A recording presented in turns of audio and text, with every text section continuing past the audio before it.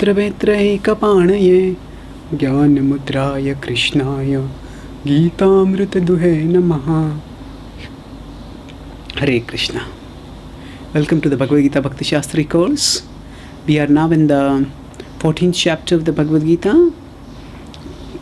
We discussed in the previous section about how the modes can be understood from their characteristics which manifest when one mode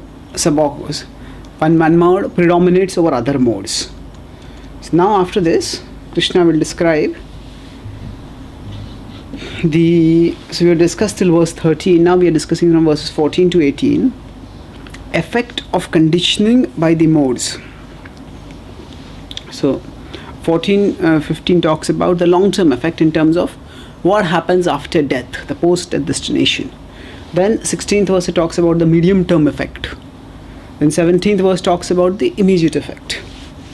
Then 18th verse talks about the overall direction of the post-mortem journey.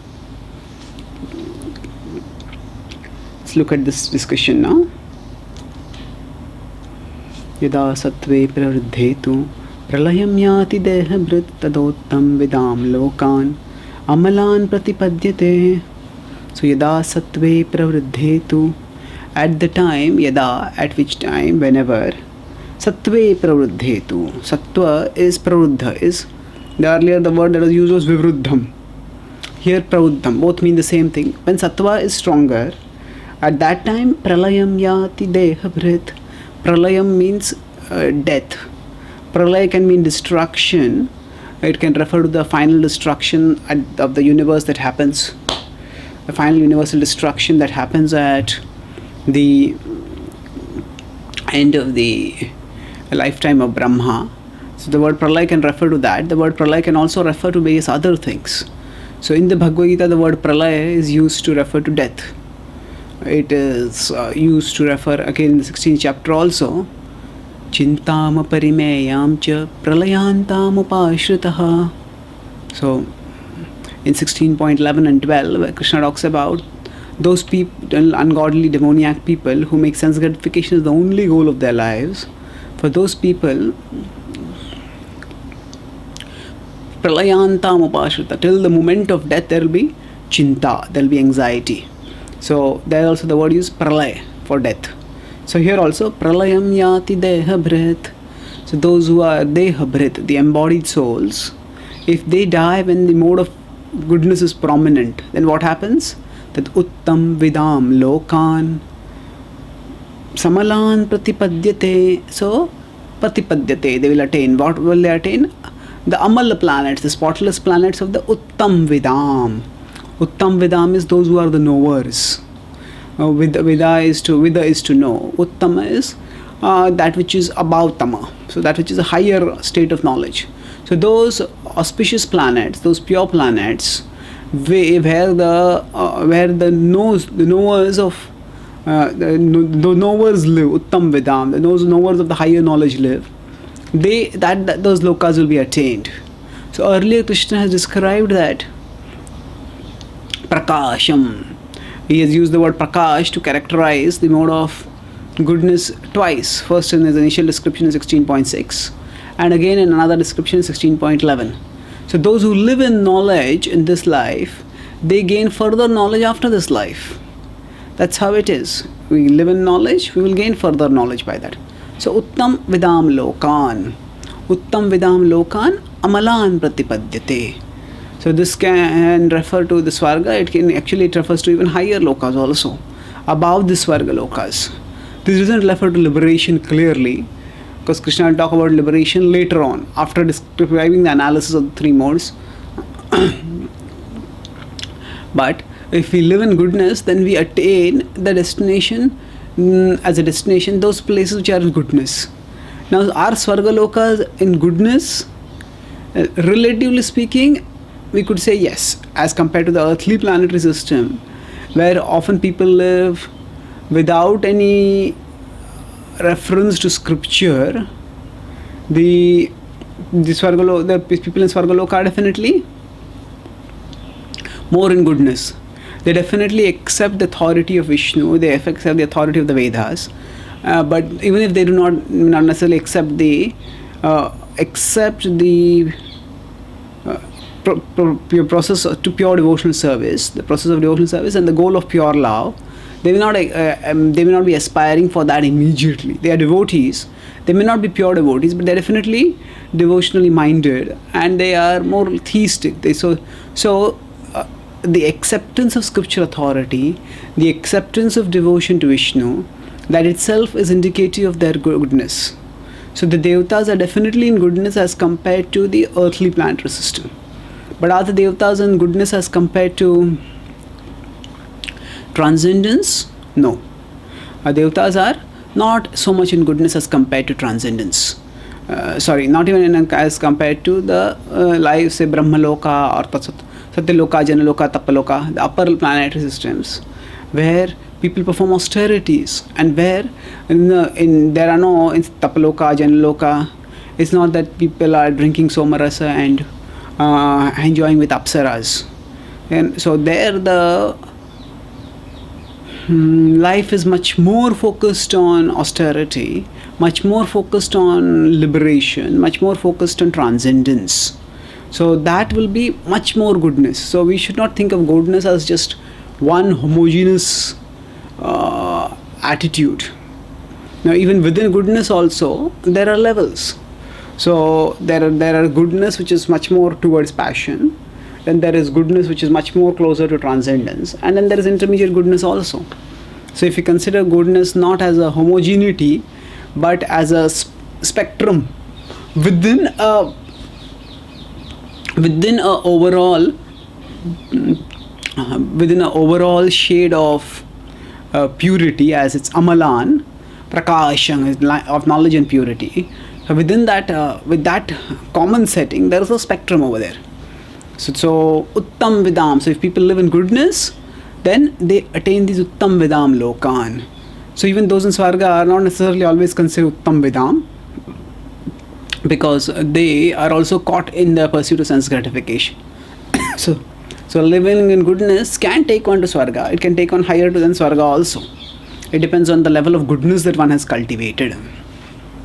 Now after describing this, amalam pratipadyate, then after that describes that what happens when one lives in the modes of passion and ignorance. That is talked about in the next verse. Rajasi pralayam gatva karma sangishu jayate tha praleenastamasi mudhayonishu jayate. Rajasi pralayam gatva. Rajasi, when there is the mode of passion, pralayam gatva, if one dies in the mode of passion, then what happens? Karma sangishu jayate. Karma sangishu, that those who are attached to fruitive work, that means those who are materialistic. If one dies in the mode of passion, then one is reborn here in karma sangishu, in attachment to fruitive action. Atha praleenas tamasi.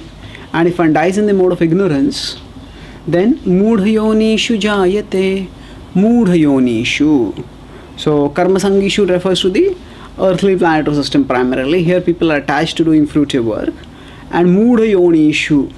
So mudhayonishu, we see a parallel structure over here. Jayate is there in B and D. And yonishu sangishu is similar sounding. And karma and mudha are almost words that have the same level of same number of syllables. So we see there are many places where the Gita characteristic of Bhagavad Gita, the poetic characteristics do come out. So the karma is angishu and mudha yonishu. So mudha yonishu refers to, mudha is, as we know, it can refer to a fool or it can refer to a donkey. So a donkey, mudha yonishu. So those who live in animal-like species, those who the animal, basically lower species, those are the foolish species, that is the animals. That means if one lives in ignorance, then one attains the lower species. So here what Krishna is essentially telling is that if we live in passion, then we come back, take birth here again. So sometimes people ask this question, that today it is said that if the number of souls is fixed, then why is the population increase? How do we understand the increase of population? So actually, that is not very difficult to understand, because firstly, the increase in population is a very relative conception. We really don't have clear population estimates for thousands of years ago, several thousand years ago. The whole idea of discovery of new lands, which was a medieval concept, when they say America was discovered or Europe or India was discovered. So this whole concept of discovery of new lands, that is based on the idea that those lands were unknown to the European one, and that's why they were said to be discovered. But there people were always living, and very few reliable estimates can be had about, say, how many Native Americans were staying in America before the whites came over, or for what was the population of India before, say, Alexander came, or before. So even 3,000, 4,000 years ago, it's very difficult to tell. So first of all, the whole idea of population measuring is very difficult to go beyond, to reliably talk about in a reliable sense for several thousand years ago. So even if somebody doesn't accept the Vedic understanding that there is one world rule, the Vedic culture all over the world, that even if one doesn't accept that, still the point remains that our conception of history is very limited. So to say that the world population has increased far more than ever before, that is a substantial leap of faith, an inference that is based on leap of faith, which is not necessary for everyone to take. There can be intelligent skepticism about it. Now, regarding the increase in population in recent times, we understand the whole concept of increase in population is because of the idea that population is limited to the earth. Life is limited to the earth, and population is limited to the earth. But no, if we decide to to measure the population of Mumbai by looking at the crowds at the CST railway station, at a railway station, then what will happen is, if we observe the CST station, say between 8 to 11 in the morning, rush hours, traffic hours, and people are going to work, or maybe 5 to 10, 5 to 8, 9, something, 5 to, and the evening, then again we'll say, oh, there is a population explosion over here. And maybe when you go at 1 o'clock, 2 o'clock, 3 o'clock, you find out it seems there's a population decrease over there. But what is happening? What we are talking about is population increase or population decreases, very relative to, it's limited to a particular area and it's limited to a particular time. But if you look from the broader perspective, all that has happened is the population that was here, a population that is at various places, at a particular time it comes here and then it moves away from here. So we understand that life exists, that the souls exist in different species, and the souls exist in various planets. And because they exist in different species and in various planets, therefore the souls do have the capacity to live at various places, and in certain conditions, for certain durations, the number of souls at one particular place may be more and the number of souls at other places may be less. So this can easily happen, and it is not contrary to the Vedic understanding of how population dynamics works. So now today people are living prominently in the mode of passion, and passion combined with ignorance. So people who are living the human form, because they are not getting elevated, they may continue, they don't go to the high, they're not living so much in goodness, so they don't go to higher. And if they live in passion, they may continue to live over here. Now, of course, if they live in passion combined with ignorance, or they live largely in ignorance, then they will definitely go down. So passion is also a spectrum. When the Kshatriyas live, The righteous Kshatriyas, are they in passion? Yes, they are in passion, but they are in the upper, if you consider passion to be a spectrum, then they are in the upper side of passion. And and people who, in the name of passion, or to fulfill their passionate desires, start acting in violation of scripture and act sinfully, then they are moving towards ignorance, and that is extremely undesirable. So that will be on the lower side of the spectrum, and that will go towards ignorance also. So if people live in passion with some level of dharma, that may enable them to take birth again in the human form. So, and there will be animals from lower species who are coming up to the human form. So, it's very difficult for us, with our limited perspective of the universe, to know why the population is increasing at a particular place or why it is decreasing at a particular place. And whether it is actually increasing or decreasing also can be a matter of debate. If we really take substantially long time durations. So either way, the important point is to recognize that life is there everywhere, and there are principles according to which we get our future destinations. So if we live in ignorance, we go down to the lower species, and if we live in passion, then we take birth again. So then Prabhupada talks about here reverse transmigration. Reverse transmigration means, so some people have the impression that when the soul reaches the platform of human life, it never goes down again. So what has happened is, how has this conception come about? There are people who try to, by their own intellect, integrate different religious systems. So in Christianity also, in the Bible also, there are references to reincarnation, in the Bible as it is now. Now there is a whole history of why there are no explicit references to reincarnation right now. I talked about in my book on reincarnation, and basically there was a European emperor. When initially during the Roman Empire,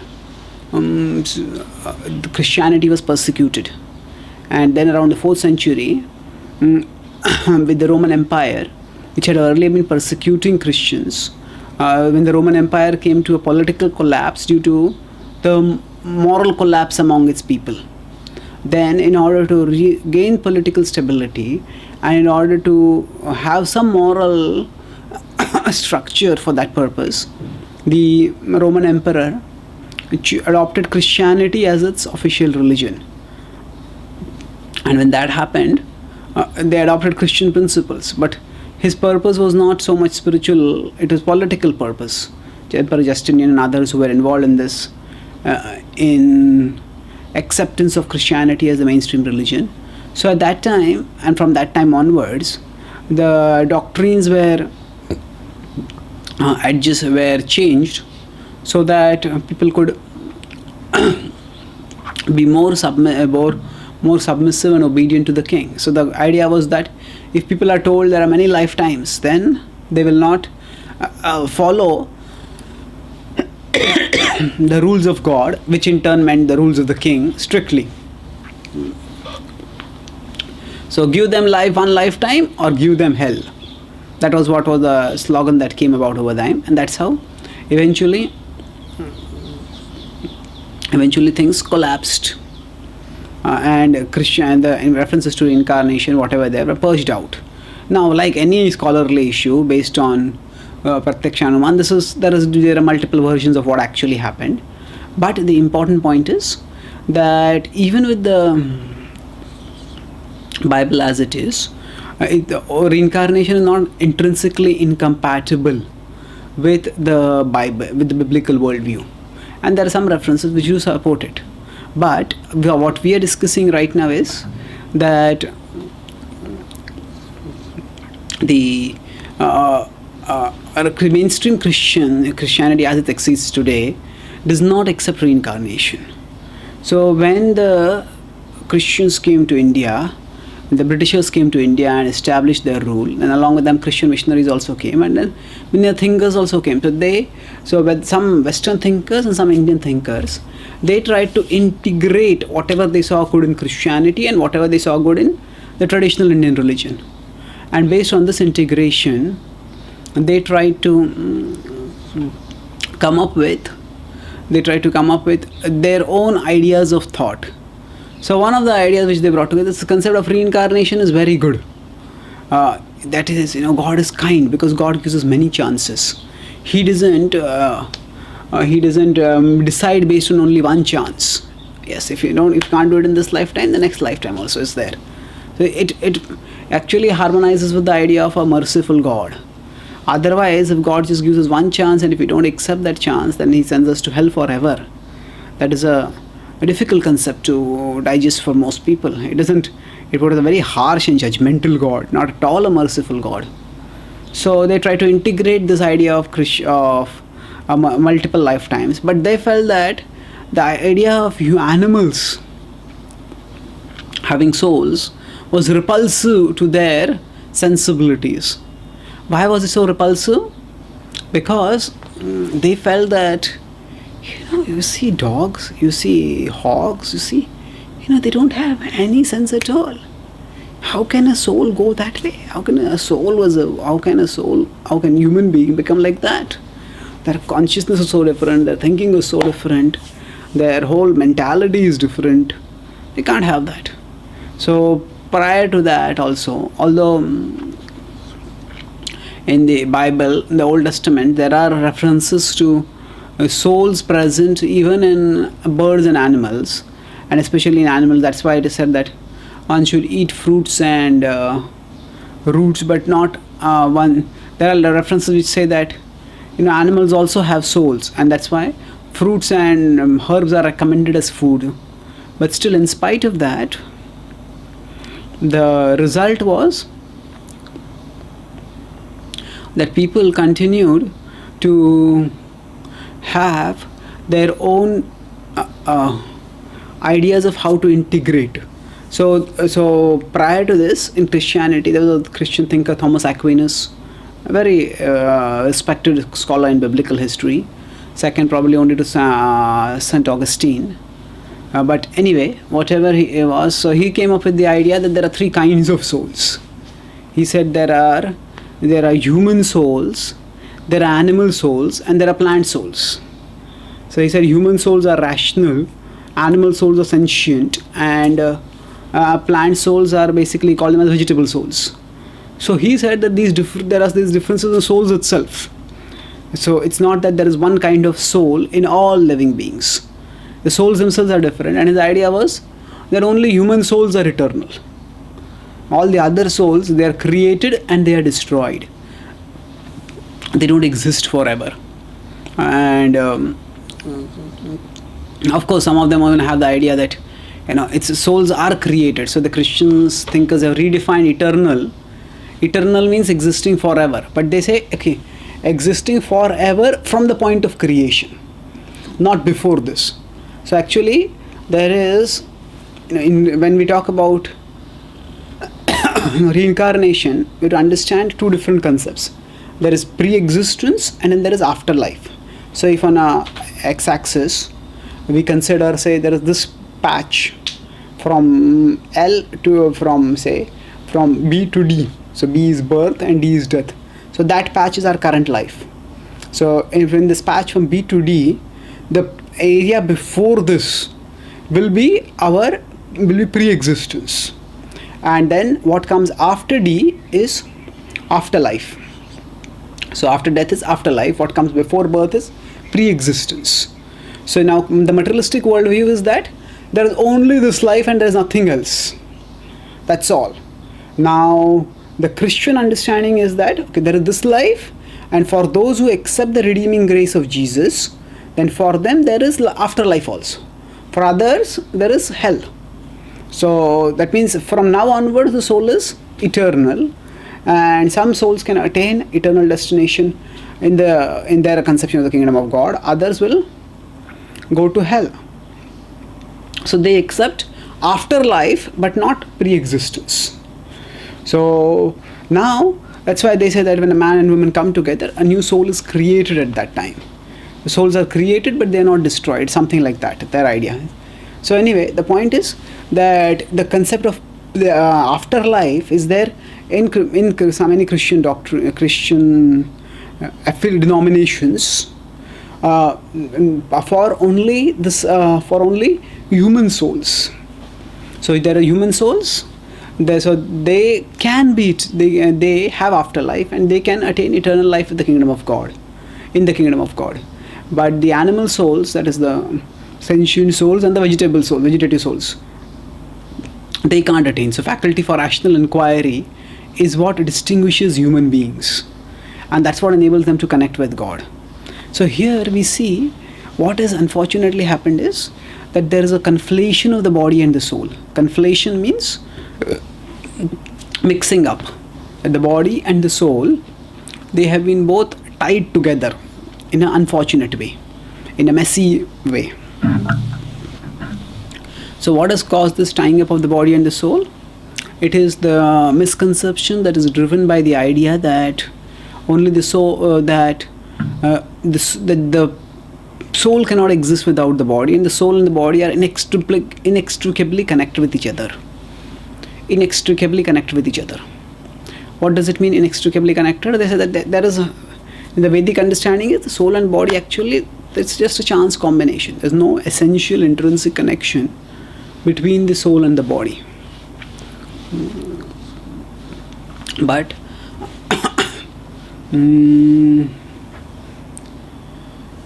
there is an intrinsic connection between the soul and the Lord that is eternal. But there is, as far as the body is concerned, we have got a body according to our past karma. There is this difference between the body and the soul which is very prominent in the Vedic culture, whereas it is very negligent. It is not so much there in the Vedic, in the non-Vedic, especially the Christian worldview. So because of this, when some thinkers try to integrate the ideas of Christianity and Hinduism, so they came up with the idea that reincarnation is always progressive, it is not regressive. So progressive means, okay, there are souls in the plant species, there are souls in the animal species, souls in the human species. Souls can move upwards from the animal species, from the plant species, animal species to the human species. They call that as progressive reincarnation. And regressive reincarnation is when the soul moves down from the animal species, from the human species to the lower species. So their idea was that reincarnation is progressive but not regressive. And now what is the reasoning for this idea? Actually, if you see in the scripture, there are many references. There is the story of Jad Bharat, where from a human species, the person goes down to a lower species. So that's a regressive reincarnation. Now, there in most past life memories, people have remembered their previous lives as human beings. Nobody has remembered a previous life as animals. So this is also used as sometimes as a rationalization, as a defense for this. But the point is that the scales of reference, the frames of reference for human and lower species are so great, the differences in the frames of reference are so great, that in the transition, practically memories are most likely to be entirely wiped out. So even in a normal journey from this life to the next life, the memory doesn't remain for long. So in most cases the memory gets wiped out. In some cases the memory remains. So what to speak of in the cases where people are going from one species to another. So the wipeout of the memory is natural because there's a complete difference in the way of thinking. When a hog is attracted to food, and a hog is attracted to stool, at that time it is not that the hog is attracted only to that. The hog will remember something from the human life and think, oh, in the human life I thought this was abominable, now I'm attracted to it. How is this? The hog cannot have a cognitive dissonance like that. Hog cannot have a cognitive dissonance, refers to deep disagreement within. What should I do? What is right? Now it just acts according to its instinct. So because the whole attitude, frame of reference, paradigm is completely shifted for the soul from one species to another, that's why there is not much there is no remembrances wiped out from one species to another. So we can't hold that as a so absence of proof is not proof of absence. So absence of proof is not proof of absence. What does that mean? That just because there is no empirical proof of past life memories from lower species, other non-human species, that doesn't mean that that is not a possibility at all. So beyond that, we also recognize that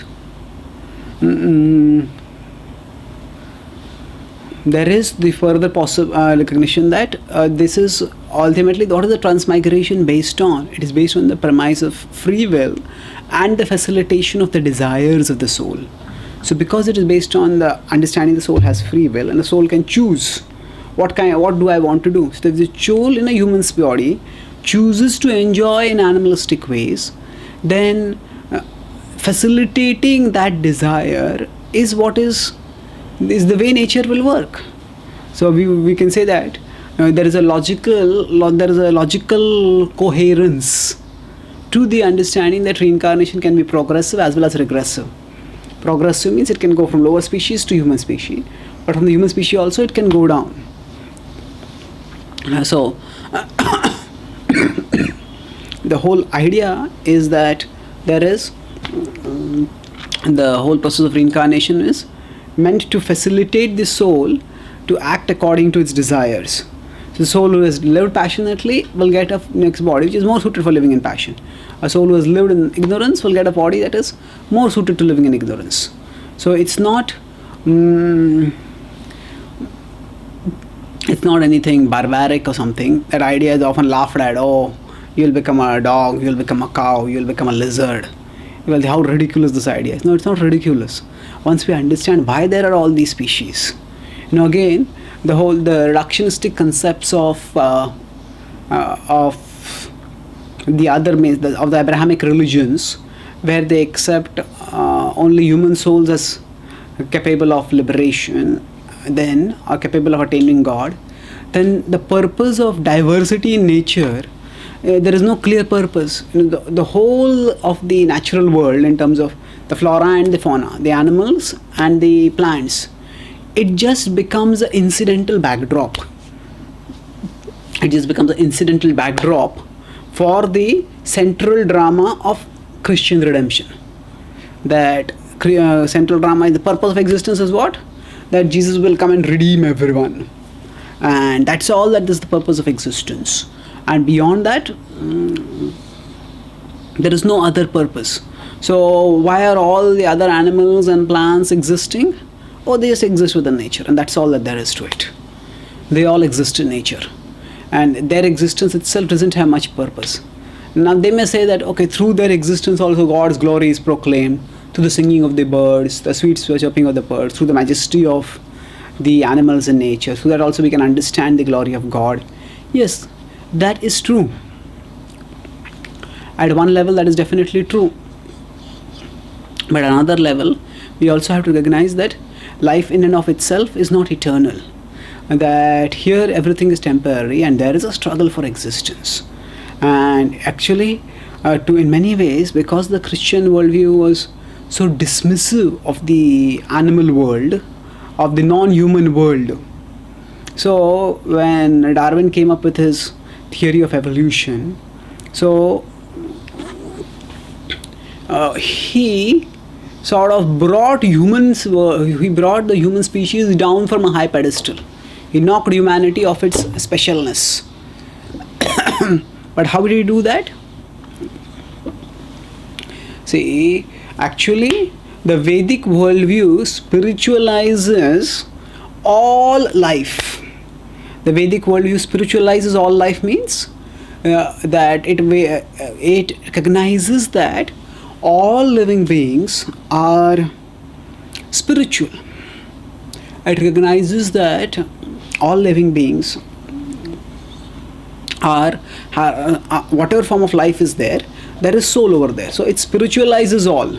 Whereas the Abrahamic worldview, the Christian worldview, but along with that the other the Judaic worldview and the Islamic worldview is similar.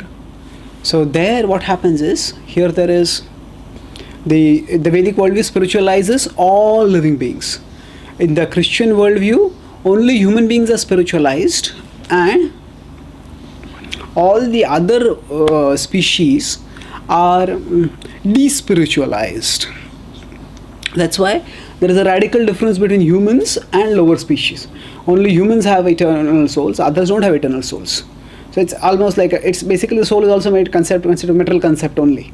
When it is they have souls, but the souls are temporary. Then what kind of soul is that? What is that actually? It's just some material conception. So that means there is a, if we consider that, okay, the Vedic worldview, there are souls and they can go through various species. Then in the Christian worldview, there is just this huge chasm, huge break between the human world and a non-human world. Humans have souls, non-human world doesn't have souls. So this break, there are many similarities between animals and humans also. Prabhupada would say that if we feel pain, they feel pain. We grow old, they grow old, and we get deceased, they get deceased. We love our children, they love their children. There are so many similarities in terms of behavior and in terms of consciousness, in terms of especially response to natural things. So, based on this idea of similarity, how does Darwin's theory of evolution and remove this difference, this big chasm between the human and the non-human world? It is removed by saying that even humans don't have souls. So all living beings, it despiritualizes all living beings. So the Christian worldview and the Western worldview and the current materialistic worldview, they are very close to each other in that sense. So the Christian worldview created an artificial break between an illogical, artificial, unsustainable break between humans and non-humans, and that break was bridged. It should be bridged in truth by recognizing the spirituality of all living beings.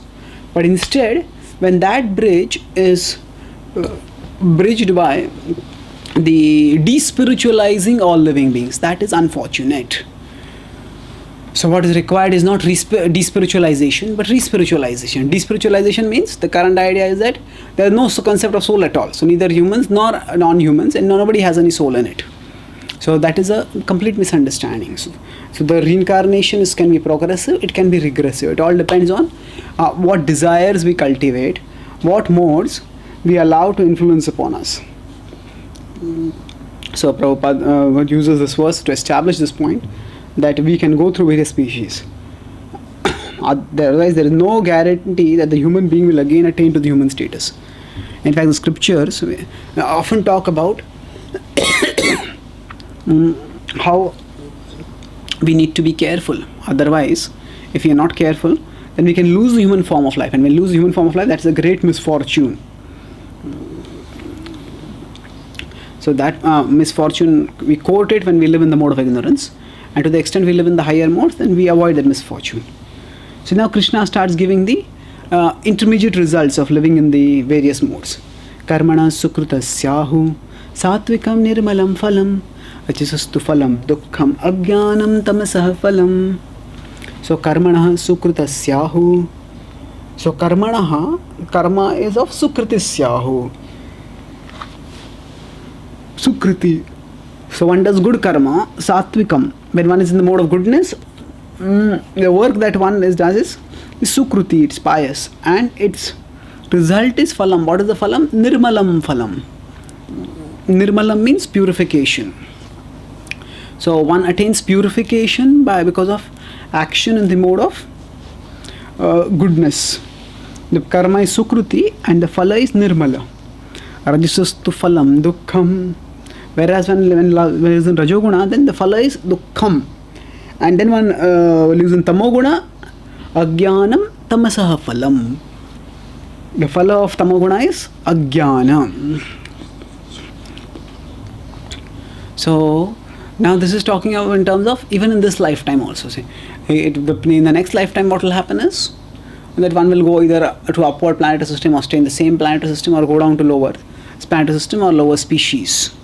So that's what will happen after death. But even in this lifetime, if one lives in goodness, then what will happen is amalam, nirmalam, it is used the word. So the word amala was used earlier for amalan pratipadyate in 14.14. The word was used that one who lives in the mode of goodness attains an amalan pratipadyate, will attain a auspicious destination. But here it is said that what to speak of one who lives in goodness, even one who lives in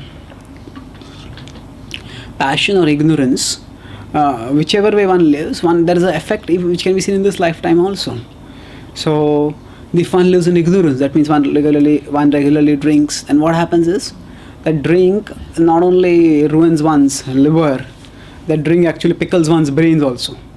The person loses capacity for clear thinking, and the person people ruin themselves by that. So ajnanam tamasaha phalam. The phala of the mode of ignorance is that one goes into deeper ignorance. When we live in ignorance, then by that we go into deeper ignorance, and that deeper ignorance makes us further act in ignorance, and then makes us go further into deeper, greater ignorance, like that. Rajasastu phalam dukkham. Now this is significant, that if one lives in the mode of passion, the result of that is dukkham. The result of that is also dukkham. Rajasastu phalam dukkham. That by Rajoguna one lives in one actually phalam dukkham. Rajasastu phalam dukkham. One lives in ignorance by that. Rajasastu phalam dukkham. And when one lives in ignorance in this way, one doesn't make much spiritual advancement. If one lives in ignorance, then definitely there's no question of spiritual advancement. Even if one lives in passion, there's not much question of spiritual advancement. Generally, we saw earlier how Raja refers to say the male-female attraction. Now this male-female attraction, what is the result of this attraction? It ultimately leads to dukkha, because it increases the bodily consciousness in both males and females. And when this bodily consciousness increases, that leads to bondage, that leads to suffering. So rajasas tu phalam dukkham. And similarly, it's not just with respect to the male-female attraction. In the mode of passion, no matter what one has, one is never satisfied. One wants more and more and more.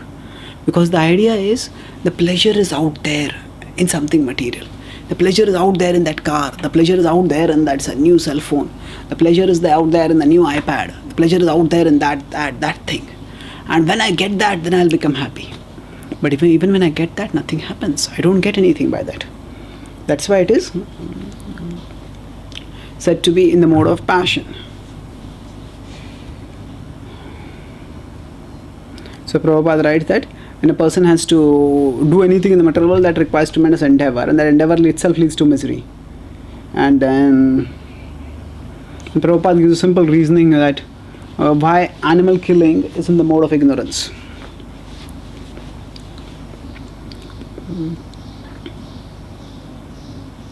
So in human society, if one kills a man, he has to be hanged. That is the law of the state. Because of ignorance, people do not perceive there is a complete state controlled by the Supreme Lord, and every living creature is the son of the Supreme Lord, and it is not tolerating even ants being killed. And then he says, especially killing the animals, it's among the animals, killing the cows and eating their flesh is the most sinful. So it quotes from the Rigveda 9.464 that so Gobhi Prinimatsaram. Gobhi, that if somebody actually Prinitmatsaram. So Gobhi Prinitmatsaram. Prabhupada is saying that if somebody kills a cow, then that is the most sinful of all people, the most sinful form of killing. So a civilization which guides citizens to become animals in their next lives is certainly not a human civilization. We may say nobody is guiding people to become animals. People don't even believe in the next life. So what to speak of believing that they will become animals in the next life? But it's not a question of what one believes. It's a question of how one lives. A question is not just what one believes. The question is how one lives. So people may or not believe in the next life and what they will become in the next life. If they're cultivating certain kind of desires, if they are living with a particular kind of mentality, then that will lead to a particular destination naturally. So our conception will determine our destination, and that's how life goes on.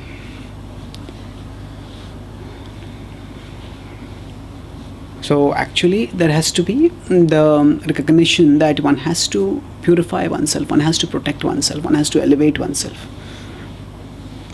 So otherwise the civilization is misleading civilization. So we have discussed how the Ishopanishad calls Atmahano Jana, the killer of the soul, and Prabhupada calls modern civilization as a soul killing civilization. A soul killing civilization. And then see Prabhupada, he's talking about these three modes in a very broad generic term, and he's saying that it is a very dangerous age. Why? Because people are just being misled, and all nations should take care to provide the easiest process, Krishna consciousness, to save humanity from the greatest danger. So we need this process, and it is not just for one individual or two individuals, it is for all nations. That is, Prabhupada is talking from a broad global perspective, that it is the responsibility of all nations to guide their citizens towards spiritual elevation and not to let them become spiritually degraded. Now Krishna talks about, on one side we could say, immediate result. Sattvat sanjayate jnanam rajaso lobha evacha pramad moha tamaso bhavato ajnanam evacha. Sattvat sanjayate. So from the mode of goodness comes knowledge.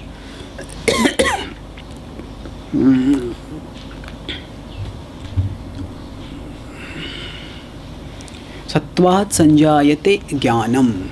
So the mode of goodness leads to knowledge. Now it's significant here. Krishna also doesn't say that abhyasat sanjayate jnanam. It's not just merely by study that knowledge comes about. Studies that people think that, oh, if I have to become knowledgeable, I have to study a lot, read a lot of books, memorize a lot of things, then I become learned. That's one aspect. That's not the only thing that is involved in learning. Actually, learning involves, especially learning in terms of learning spiritual knowledge, is a matter of not just not just some ingestion of certain facts and figures, but it is a realignment of our view. It is a harmonization of our look, thinking and living with reality, and that is never easy. Tattvat sanjayate jnanam. That from sattva-guna jnana comes. Rajaso lobha evacha. That from the mode of passion comes greed. So if we want knowledge, then we have to live in mode of goodness. So Krishna is telling, actually we will also see that when we are very agitated, disturbed about something, somehow if we go to a temple, we try to sincerely pray to Krishna, we try to maybe read some passage which calms us down, then by that what happens is calmness comes up. So things and clarity comes up. Now then this might be a transcendental experience, or even if somebody is not involved in devotional processes directly, one can have a calming experience. People call this epiphany. Epiphany means it's like a realization. Epiphany. Oh, suddenly I understand. Oh, it's like this. I never thought about it like that. Sattvat sanjayate jnanam. That in the mode of goodness, people get illuminated. And we will also see that, if we are in passion, if we try to put ourselves in goodness, suddenly things become clear. Oh, it was like this. I never thought it was like this. Now I understand why it is like this. Okay. Now it's clear. Sattvat sanjayate jnanam. And in rajaso lobha evacha. In the mode of passion, there is greed. There is lobha, greed. So in the mode of passion, one is never satisfied with what one has. So then beyond that, there is pramada moha tavaso. So tamasa guna is characterized by pramada and moha, and its result is ajnana. Now we are talking even of short-term consequences. As soon as we come in the mode of passion, the result is agitation, dissatisfaction, hankering, greed, more. So Prabhupada writes in the purport that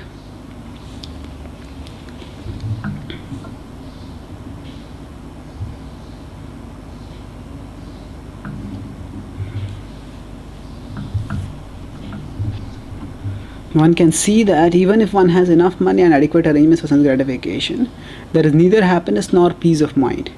That is not possible because one is situated in the mode of passion.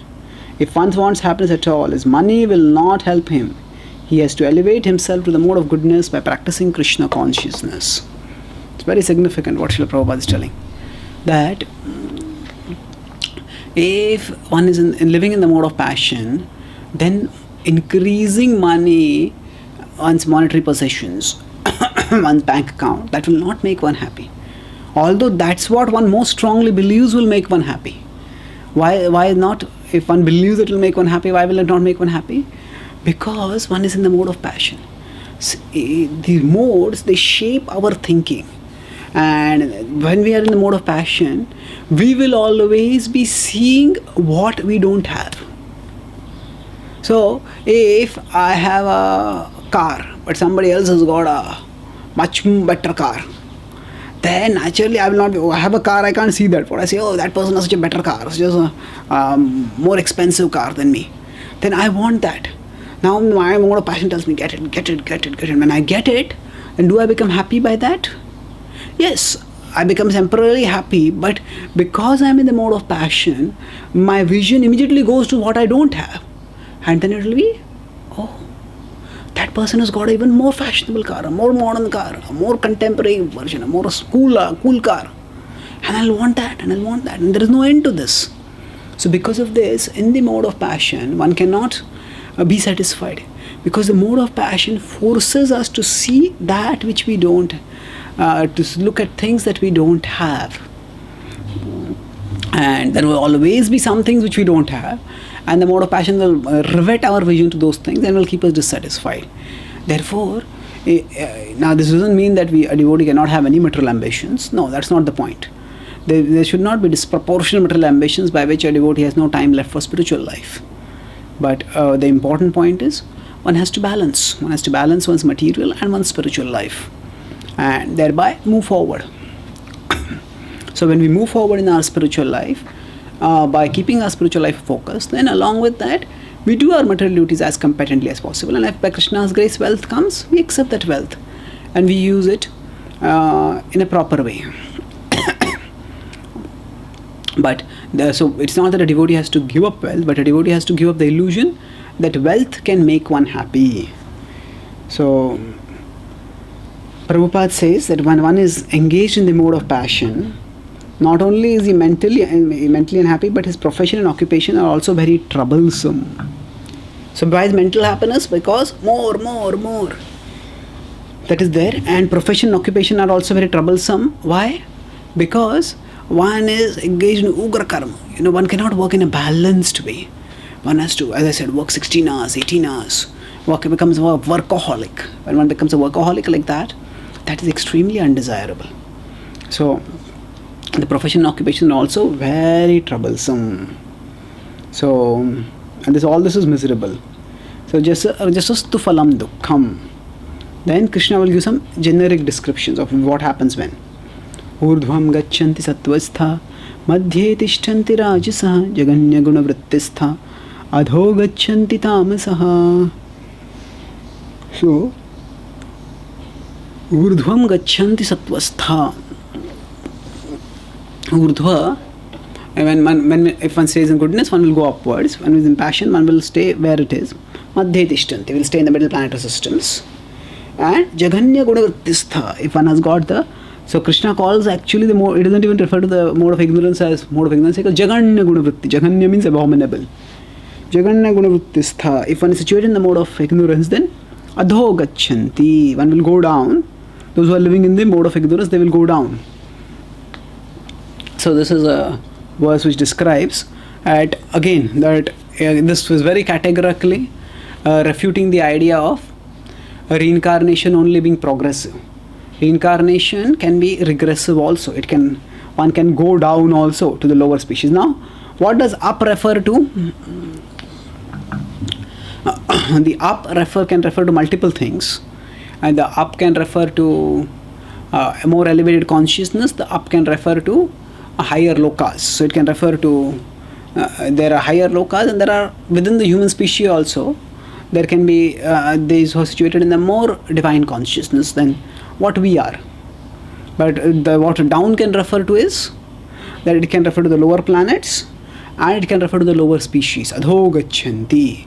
So it can refer to the lower lokas where people go when they are living tamasically, and it can also refer to the lower species. The lower species has been talked about earlier when Mudha Yoni Shujayate was mentioned. So there are different destinations that are possible for the soul when a person lives accordingly. And that's why Prabhupada writes, the result of developing ignorance is very, very risky. Very, very risky. Why? Because actually it's very dangerous to lose the human form. We don't know when we'll get the human form again, and when we'll have the opportunity to liberate ourselves from the cycle of birth and death. Jaganya Guna this time, Prabhupada again makes it clear, the future is very dark. So now after this, Krishna will talk about transcendence. So till now he has talked about destination within the modes. Now we'll talk about how can one transcend the modes.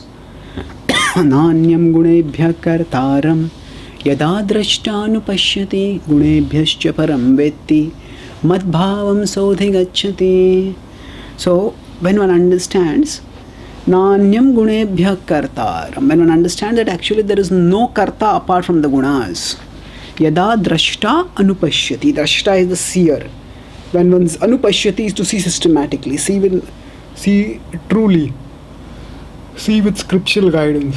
Then, so one is to understand that actually whatever actions are happening, there are actions happening because of the modes. And then one understands also further, gunebhyascha param vetti. One understands param vetti, that beyond the gunas, there is a transcendental being. This refers to the Supreme Lord. And madbhavam sodhigacchati. One will attain my spiritual nature. So here, after describing the three modes, Krishna is now introducing madbhavam, me, or my nature. He has used madbhavam earlier in the beginning, in 14.2. 14.1 and 14.12, when he is talking about transcendental of the spiritual destination, that is used word madbhava. So who will attain the transcendental nature? If we consider the modes to be like ropes that are binding a person, then how does one become free from the ropes? So if somebody is dancing like a puppet, those ropes are not just made a person immobilized, but the ropes are like the strings of a puppet, which are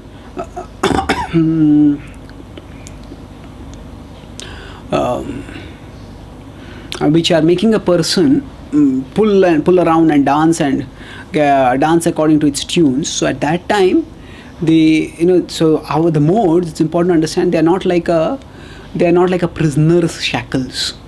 The modes are like a puppeteer's strings. Prisoner's shackles, they make the person immobilized. They make the person incapable of doing anything at all. But the modes are not like prisoner's shackles. The modes are like a puppeteer's strings. The puppeteer's strings, they make the puppet dance. Go, move here, raise the right hand up, like the left hand up, move this way, move that way. So one dances around. So the modes, similarly, we don't feel that we are imprisoned because we are moving around. And we are moving around quite actively also, especially in the mode of passion, one is so active. So if we look at a person in a jail, we may feel pity for the person. Oh, that person has been imprisoned. But when a person is an addict, we may not feel pity like that. Why? Because we don't see the shackles. We don't see the prison bars. And because we don't see the prison bars, so we stay trapped. But when if one could understand the way the person is living, one can understand these are the addictions, the addictive desires. They are not like prisoner shackles. They are like the puppeteer strings. So as puppeteer strings, they make us go here, go there, go there. And they bind us. So we have to protect ourselves. How do we protect ourselves? By first of all recognizing that, okay, these are not my desires. These are not my desires. These are the dictations of the modes. When suddenly, a male sees an attractive female, or a female sees an attractive male, and immediately there is captivation. One understands, hey, this is not actually me. I am a soul. This is just this male-female attraction is biological. It is actually coming. It is biological and psychological. It is simply coming from the modes. I will not get carried away by this. I will not get captivated by this. So once one understands this, then one gets the impetus to free oneself. So after one gets the impetus to free oneself, then one will know, okay, if I am imprisoned, how can I free myself? First is I understand that I am imprisoned, that I am shackled. But these are puppeteer strings, not prisoner shackles. So it's difficult to understand also. But after one understands, like if I have been tied up, then I will ask somebody who is free, please free me. So like that, gunebhyascha param vetti. When one understands that, okay, there is a transcendental, there is somebody who is beyond the modes, and that person can free me from the modes, then we take shelter of that person. So when we know that I am imprisoned, and we know that there's somebody who is not imprisoned, who is free, then we can break free from the influence of the modes and attain the spiritual nature. So that is the process to liberation, and this process will be discussed further in the future verses. So we'll continue in our next class. Thank you very much. Hare Krishna.